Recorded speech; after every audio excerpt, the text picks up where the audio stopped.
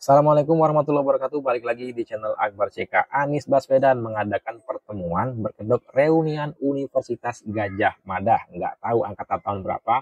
Tetapi yang jelas isi reunian itu tak lain dan tak bukan sindiran dan nyinyiran terhadap Pak Joko Widodo. Dan di video selanjutnya ada Roy Suryo. Roy Suryo berkelip gimana caranya lepas dari jerat hukum. Roy Suryo menyalahkan Sandi Utama, orang pertama yang mengupload ijazah Pak Joko Widodo ke internet.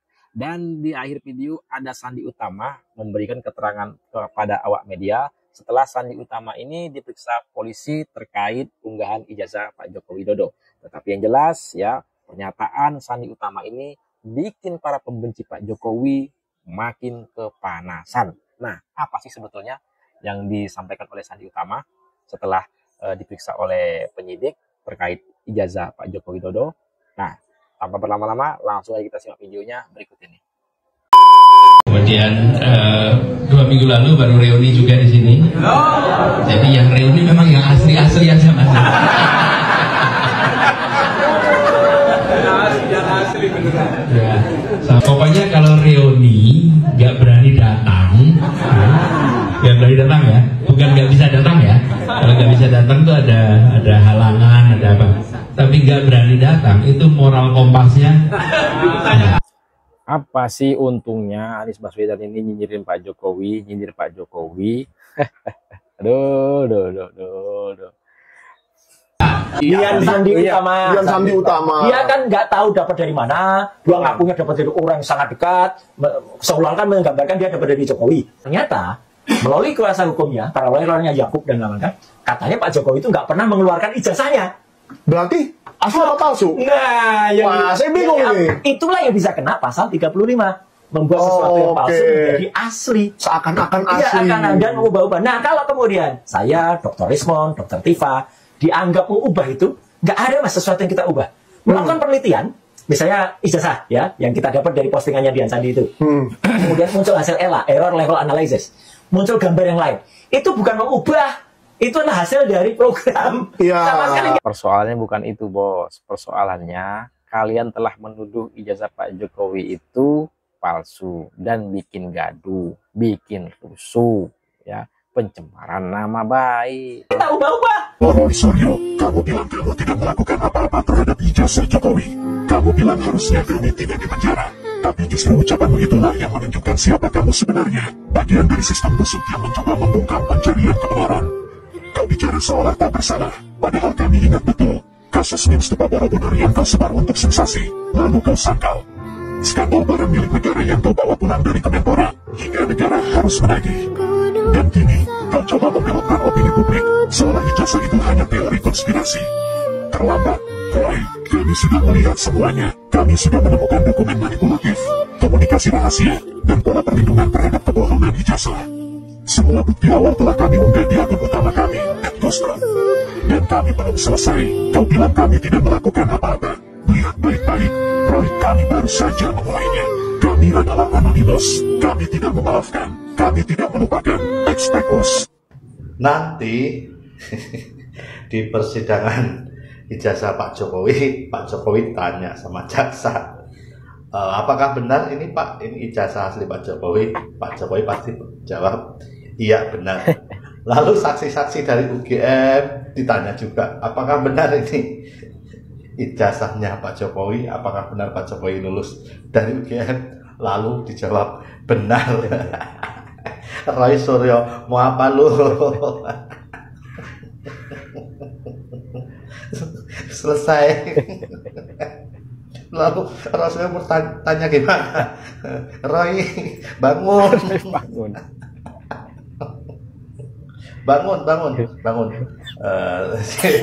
Dokter Tifa, bangun. Resmon, bangun.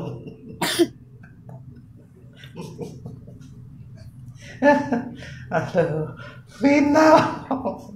Masuk Pak Eko.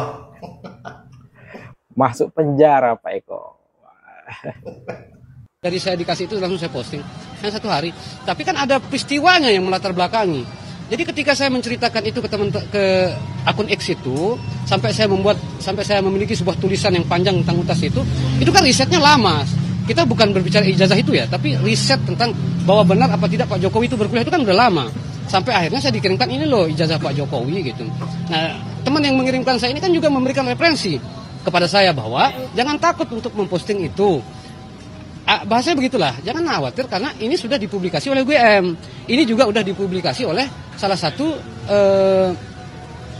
ahli forensik gitu loh.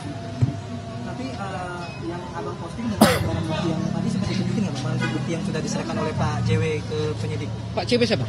Penyidikan sudah menyerahkan barang bukti pada saat Tahu saya. Nggak tahu. Saya nggak ditunjukkan. Saya hanya menyerahkan barang bukti awal untuk kemudian nanti selanjutnya saya juga diminta untuk melengkapi kan. Barang bukti yang lain saya akan serahkan kembali. Nunggu jadwal. Saya tadi diminta untuk besok tapi saya mungkin belum bisa kalau untuk besok. Karena saya juga lagi ada kegiatan. Mudah-mudahan 1-2 hari ini saya sudah bisa menyerahkan kembali bukti-bukti yang saya lengkapi. Bang, tapi motif abang memposting unggahan itu yang menyatakan kalau itu asli itu ada perintah atau emang keinginan sendiri? Tidak ada perintah, itu keinginan sendiri. Saya marah karena Jokowi digitukan. Keinginan sendiri, marah karena Jokowi digitukan. Dijadikan bulan-bulanan sejak kita nggak tahu lah tahun berapa itu aja sebenarnya. Ketika beliau sudah selesai, tiba-tiba hari ini beliau sudah selesai jadi presiden, tapi masih saja diserang, itu saya tidak terima. Itu yang membuat saya ikut tampil lah untuk menyuarakan ini sebagai dan mencari-cari bukti bahwa beliau ini benar telah menyelesaikan kuliah.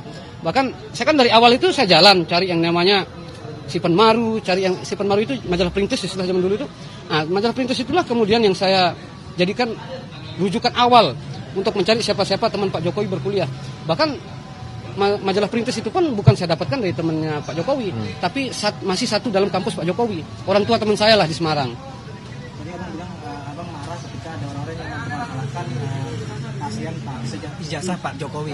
Menurut abang apa sih menurut pandang abang gimana sih sosok Pak Jokowi sehingga bisa membuat abang sendiri marah gitu di mata abang? Kalau saya karena pendukungnya, beliau ini orang baik lah.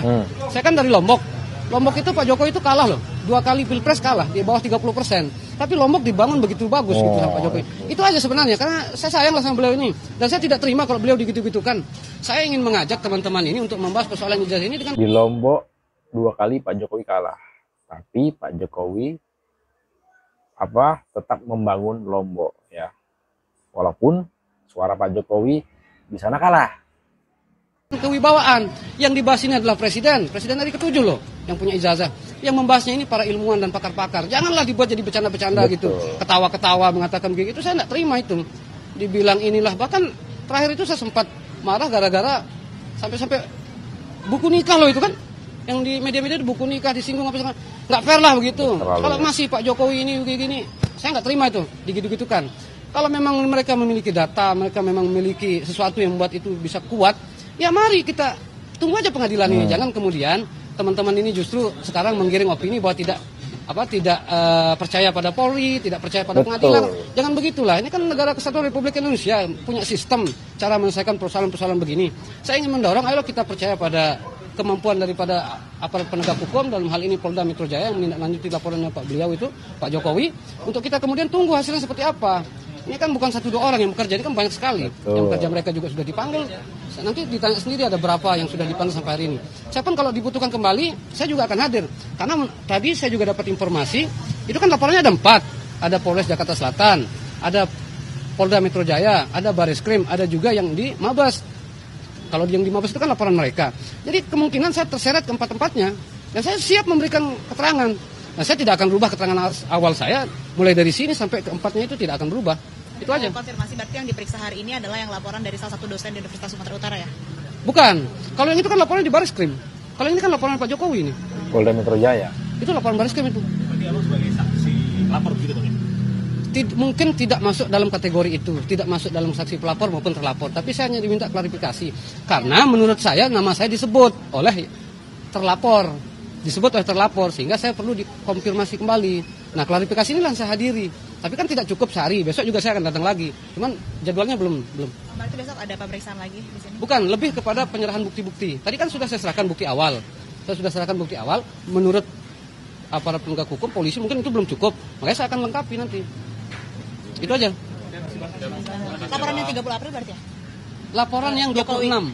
Itu kan tanggal 26 Maret. Kejadiannya, tapi peristiwanya, ya 30 April. Ini lebih ke pengembangan aja. Oke? Nah, itu ya penjelasan dari Sandi Utama. Ya, dia tidak tahan Pak Jokowi digitukan oleh gerombolan Rosulyo ini. Digitukan seperti apa? Ya dihina ya, macam-macam lah intinya ya. Nah, silakan ketik komentar kalian di kolom komentar terkait video kita kali ini. Jangan lupa like, comment, share, dan subscribe-nya agar tidak ketinggalan informasi dan notifikasi dari channel ini. Saya Barceka, Assalamualaikum warahmatullahi wabarakatuh. Salam sehat selalu, bye-bye.